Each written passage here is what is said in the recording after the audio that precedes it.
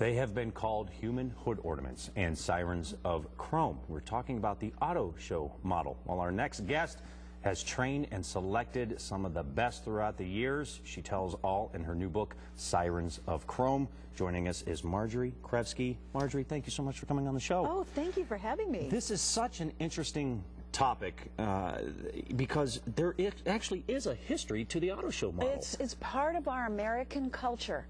Going to the auto show is embedded in so many memories of people.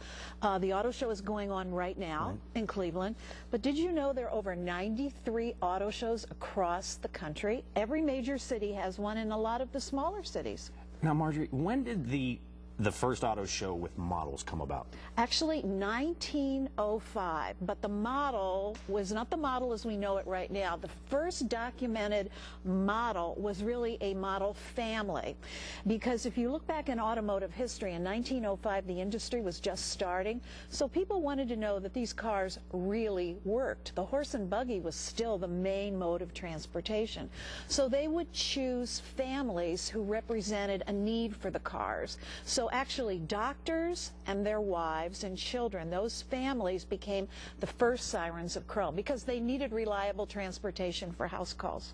When did it transform into having the beautiful, lovely ladies that we see now? And when it did, what was the criteria when it was just the individual model? Well, it's a real history. About 1920, the beginning of the flapper age, when fashion changed from constricted fashion and garments to the flappers and short hair, and cars changed too. They started to change from the boxy looking vehicles to vehicles with more chrome and design. So they needed something a little special. So that's when women began to open doors, open hoods, and men were really the first narrators. It wasn't women. Men were the first narrators. And then that changed during the 30s and 40s during the Hollywood glamour age. And you helped, as I mentioned, select and train a lot of these models. I have for about 28 years. You felt that it was very important that you just didn't want these models just to be a pretty face. Why was that so important to you? Well, it really has to do with the cultural revolution of Ms. Magazine coming out, women coming into the working marketplace. So I would say about the late 70s, beginning 80s, it changed from the Vanna Whites who would open the doors or whatever to people who could really talk cars, and we call them product specialists, and they became trained by the automotive companies to really talk torque, technology, design, and really know the brand of the car they represented. Okay, now obviously we're looking at different pictures now. Well, That is Cary Grant in a BMW Isetta, and Cary Grant was one of the sirens. In fact, there are a lot of movie stars who helped market and promote cars, and he's certainly one of them.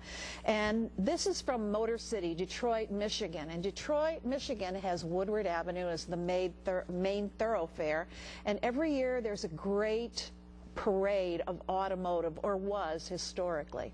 And that's one of the floats. And this is from the New York Auto Show approximately 10 years ago. This is called an I unit, which is another concept for not a car that would go on the road, but in parks and thoroughfares. And this is from the 1950s. It's Risky Business, and that's a red skeleton-like performer, meaning comedy at the auto shows.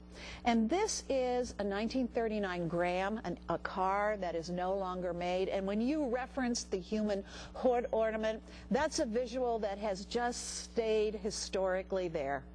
And I'm glad you referenced that because I wanted to make sure people It's part of the culture.